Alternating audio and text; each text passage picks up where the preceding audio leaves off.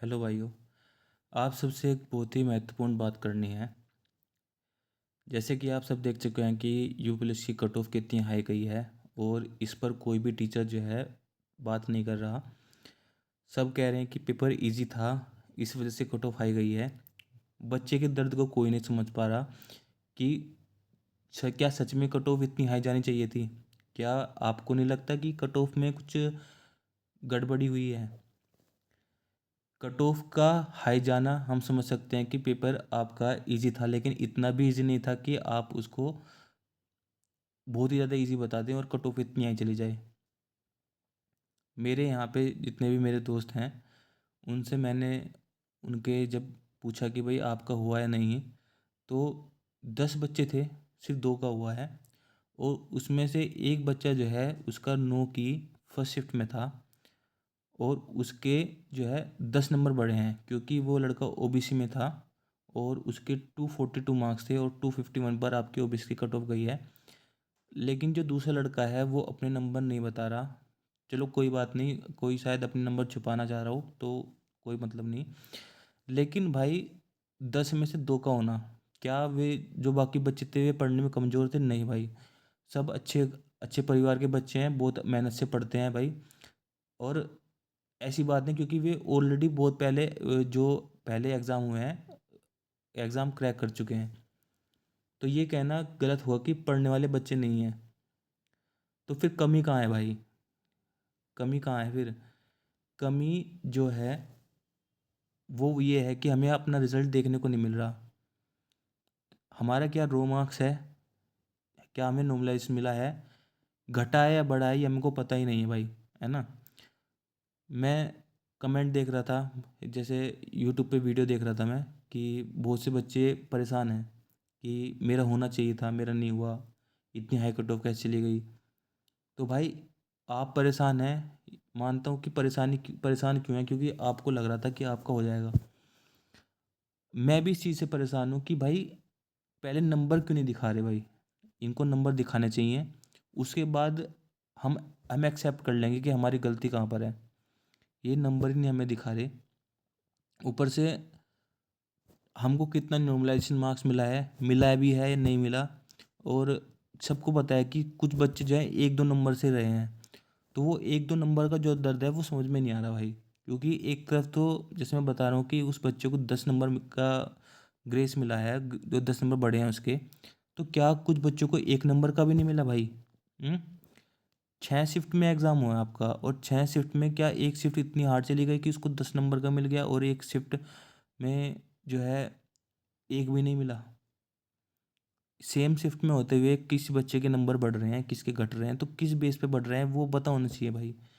इनको फॉर्मूला देना चाहिए कि क्या नॉर्मलाइजेशन का फॉर्मूला है। और अब रोने से कोई फ़ायदा नहीं है, क्योंकि कहानी जो है इसी तरह से चलती रहेगी। यूपीएसआई में भी ये चीज़ें हुई हैं, होम गार्ड में भी हुई हैं, और ये अब यूपी कांस्टेबल में भी रिपीट हुई हैं। आगे जो भर्ती होंगी उसमें भी होगा, क्योंकि कहानी इसी तरह रची जाएगी। नॉर्मलाइजेशन का अब जो खेल इन्होंने खेलना शुरू किया है उसमें ये इन्हें मज़ा आने लगा है। मतलब ये जा जिसको चाहे किसी शिफ्ट चाहे आसान हो या हार्ड हो उससे कोई मतलब नहीं, नॉर्मलाइजेशन अपनी मर्ज़ी से देंगे। कुछ भाई हैं जो कमेंट देख रहा था, जो इतनी बदतमीजी से बात कर रहे हैं कि हम यूपीएसआई सेलेक्टेड हैं। और जो बच्चे कमेंट कर रहे हैं कि मेरे 242 मार्क्स थे, 248 मार्क्स थे, उनको डिमोटिवेट करने में लगा है कि भाई मैं एसआई सिलेक्टेड हूँ। मतलब इस तरह की बदतमीजी कर रहे हैं। भाई अगर तुम एसआई सिलेक्टेड हो तो तुम कट ऑफ देखने क्यों आ रहे हो? कांस्टेबल कट ऑफ से तुम्हारा क्या मतलब है? तो इस तरह के बच्चे पता नहीं ऐसा क्यों कर रहे हैं। क्या कोई मानसिक पीड़ित है, पता नहीं क्या, पर कर रहे हैं भाई इस चीज़ को। एक चीज़ और, अब जिन भाइयों के नंबर उनको लगता था कि हमारे मेरिट से ज़्यादा नंबर थे उनके घटे हैं, सबसे पहले तो आप अपनी आंसर की चेक कर लो भाई। फाइनल आंसर की चेक करो, क्या पता उसमें 1-2 क्वेश्चन आपका घटा हो।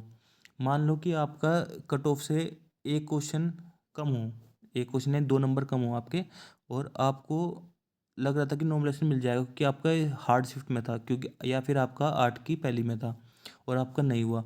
तो भाई मुझे कमेंट करके बताओ कि हमारे साथ ऐसा हुआ है। उससे आइडिया लग जाएगा कि चल क्या रहा है भाई, क्योंकि मैं खुद ही तक कंफ्यूज हो गया कि नॉमिनेशन किस तरह दे रहे हैं ये।